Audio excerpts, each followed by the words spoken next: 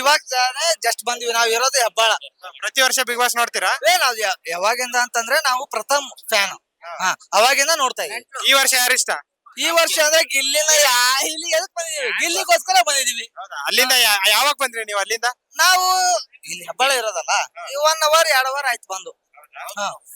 ಗಿಲ್ಲಿನೇ ನಿಮ್ ಫೇವರೇಟಾ? ಗಿಲ್ಲಿ ಫೇವರೇಟ್ ಇಲ್ಲ ಅಂತಂದ್ರೆ ಬಡಿತಾರೆ. ಯಾರ್ ಫೇವರೇಟ್? ಯಾರ್ ಫೇವರೇಟ್ ಇಲ್ಲ ನಿಮ್ಗೆ?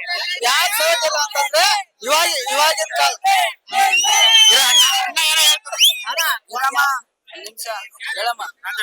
ಸರ್ ಏನ್ ಗೊತ್ತಾ, ಒಂದು ಎಂಟರ್ಟೈನ್ಮೆಂಟ್ ಆಗಿರ್ಬೋದು, ಒಂದು ಟಾಸ್ಕ್ ಆಗಿರ್ಬೋದು, ಒಂದು ಏನೇ ಆಗಿರ್ಬೋದು, ಗಿಲ್ಲಿನೇ ಟಾಸ್ಕ್ ಆಗಿರ್ಲಿ ಏನೇ ಆಗಿರ್ಲಿ ಪ್ರತಿಯೊಂದ್ರಲ್ಲೂ ಗಿಲ್ಲಿನೇ ಚೆನ್ನಾಗ್ ಆಡ್ತಿರೋದು. ನೀವು ನೋಡ್ತಾ ಇರ್ಬೋದು ಅವನ ಅಭಿಮಾನಿಗಳು ಎಷ್ಟಿದ್ದಾರೆ, ಒಂದು ಫ್ಯಾನ್ಸ್.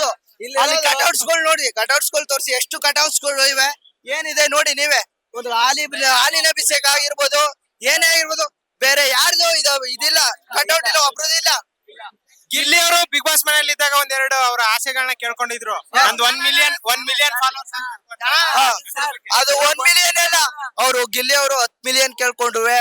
ನಾವು ದರ್ಶನ್ ಫ್ಯಾನ್ಸ್ ಇದೀವಿ, ಫಾಲೋ ಮಾಡ್ತೀವಿ.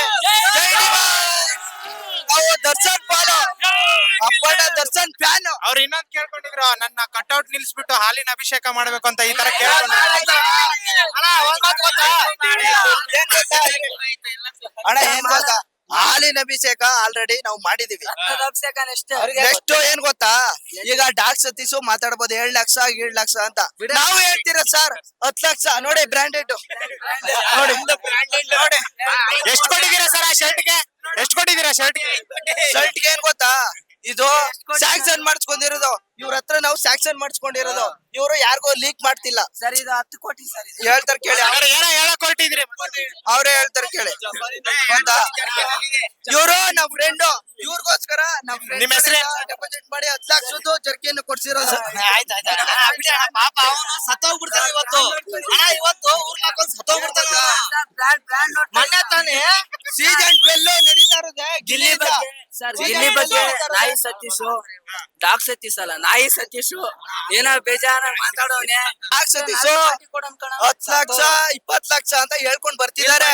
ನಮ್ ಗಿಲ್ಲಿ ಒಂದೇ ಮಾತು ಹೇಳಿರೋದು, ಸರ್ 5 ರೂಪಾಯಿ ಬಿಸ್ಕೆಟ್ ಹಾಕೋರು 5 ನಾಯಿ ನಾನು ಹಿಂದೆಗಡೆ ಬರ್ತೇವೆ ಅಂತ ಡಾಕ್ ಸತೀಶು ಹೇಳಿದಾರೆ. 10 ಲಕ್ಷ 20 ಲಕ್ಷ. ನಮ್ ಗಿಲ್ಲಿ ಅವ್ರು ಒಂದೇ ಮಾತು, ನಮ್ ಊರಲ್ಲಿ 5 ರೂಪಾಯಿ ಬಿಸ್ಕೆಟ್ ಹಾಕೋರು 5 ನಾಯಿ ಹಿಂದೆಗಡೆ ಬರ್ತೇವೆ ಅಂತ. ಅವ್ನು 5 ಲಕ್ಷ 10 ಲಕ್ಷ 20 ಲಕ್ಷ ಕೊಟ್ಟಿ ನಾಯಿ ತಗೋಬಹುದು.